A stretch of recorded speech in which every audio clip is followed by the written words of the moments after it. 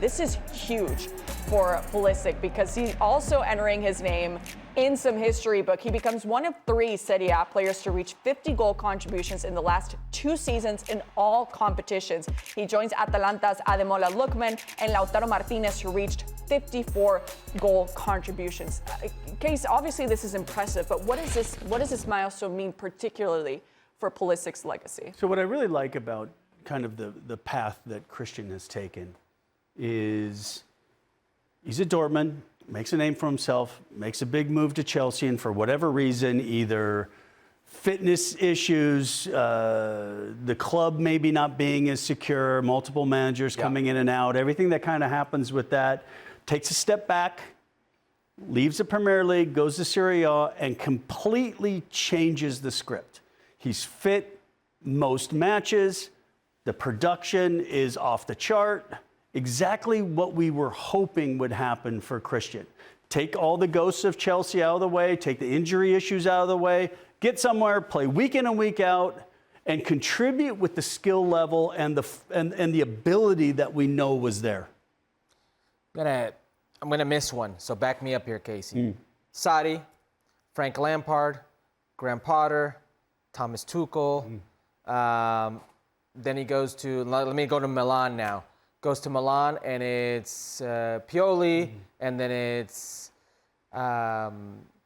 Fonseca, and now it's Conceição. It's constant turnover and turnover and turnover when it comes to the coaches. And we're just talking about the coaches. Right. Chelsea had a black hole of players that would come in and out, and they were never a program that had some stability. And when they had stability, one could argue he had productive years. His issues weren't so much being productive, it was staying healthy to get on the field and to stay on the field. And that was never something that was granted to him. And a lot of that is on Christian Pulisic.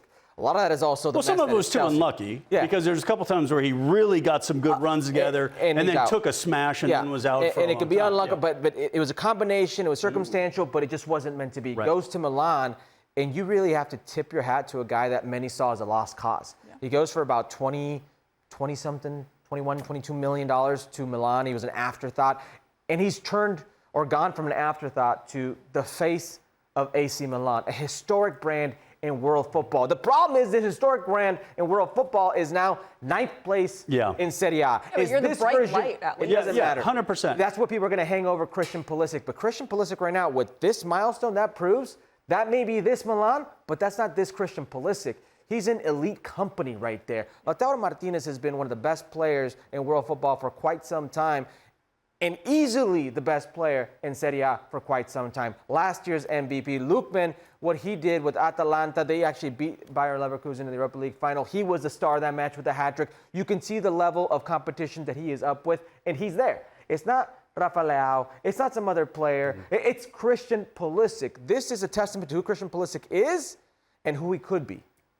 So if we're talking about this version of Christian Pulisic with the history that you just outlined for us, is this his peak at the moment? Is this the best that he's been at the club level, Case? I think so, simply because of the consistency over a time period.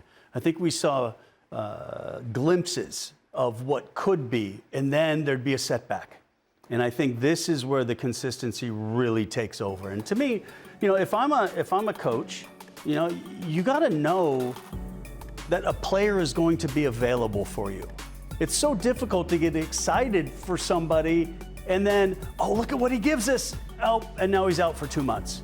Okay, look at him fight back. Oh, look at that. Oh, now he's out again. So because of the consistency level, because of the contributions, 100%. He's at his peak right now. Case mentioned that there was always flashes of that brilliance. Lockdown Pulisic, how good he was. No fans in the stadium. There's always an asterisk right there, right? What about the Champions League run where they won the Champions League, the goal versus Real Madrid? There was always these flashes. The games against Liverpool. It was always flashes of what Christian Pulisic can be, but he never could quite piece it together long term to stay on the field, to get on the field, stay on the field, and be productive. He's doing that now, and he's doing it with multiple coaches. He's doing it with different teammates. He's taken the responsibility of being a leader in his own way. This has to have Milan fans and national team fans of the U.S., very excited, and Christian Pulisic himself, who's found a home in Milan. Speaking of the national team, Herc, I'll stick with you on this one. What he's doing here with Milan, how can that be translated on the field for the U.S. men's national team? Well, I would argue that it has been translated for the U.S. men's national team. There's going to be a lot of people who push back on that narrative because of how bad the U.S. men's national team has been as of late. But if you go through the numbers for Christian Pulisic, he's one of the few consistent contributors.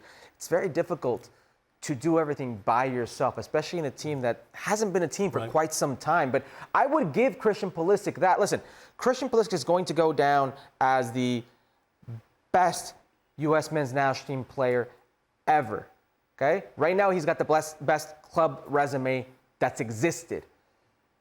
He needs those moments with the national team to back that claim up, because Landon Donovan, because Clint Dempsey, they've got multiple goals in multiple World Cups. They've had their moments, marquee moments, where Landon's been a teenager and lit the U.S. world on fire on their way to making Mexico pay, and almost a semifinal appearance if it wasn't for a blown handball against Germany for Torsten Frings. Clint Dempsey and what he's done in his multiple World Cups and the Confederations Cup run where they ended Spain's 35-game unbeaten streak. There are some massive moments by some American players. Christian Pulisic doesn't have that right now. But if you look at how talented he is, if you look at where he is in this club football in Europe and what he's done already, that resume speaks for himself. He's just lacking those moments. Yeah, I think the tricky part for me is people kind of national team fans want him to be something that he's not. They want him to be this all-encompassing, you can play inside, you can play outside, but then you're also the vocal leader of this team. Well, I mean, that's either in your DNA or it's not. And it doesn't have to be. Yeah. Right. I mean, he will be a leader, 100% by what he does on the field, but he's not going to be what the fans think he should. They want him to be Tyler Adams. Or want him to be Claudio Reyna, or want him to be, somebody that's not, that he isn't. He has to do his role, and I think Pochettino has tried to play him centrally. There's a reason why AC Milan doesn't play him centrally. They love the idea of him coming off and coming inside and connecting and doing things. That's another thing, though, Case. He's been moved around a lot in AC Milan. They've played him as the 10. Yeah. And when I was against it, I don't think he's proved that he could play that. I know he can play it. No, but that's the thing.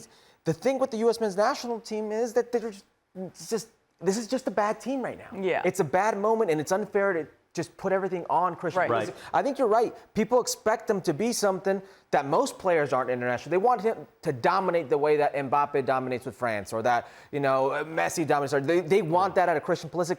That's just it's unheard of. Because what's happening right now is you really know, because of the form of a lot of other players with the national team, if we can kick lumps out of Christian and kind of eliminate him from the equation, nobody else. Yeah, and they've potentially done that. yes. They've done that. Where if you kick Mbappe, there's you got to kick a whole bunch of other people as well. So I think the best thing for Christian's form with the national team would be 2 or 3 other guys getting into the form for the national team.